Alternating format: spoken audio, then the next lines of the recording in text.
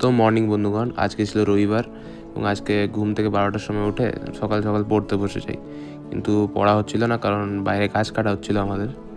তাই কিছুক্ষণ একটু ন্যাচারের ভিডিও করলাম, তারপর আবার পড়তে বসলাম। কিন্তু পড়ার সময় হঠাৎ চোখ যায় গিটারের দিকে।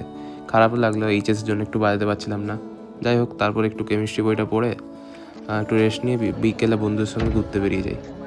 ঘোরার ওখানে একটু ব্রিজের ওপর হাঁটলাম, সেখানে টাইম স্পেন্ড করলাম হালকা করে, লোক দেখলাম, মাছ ধরা দেখলাম।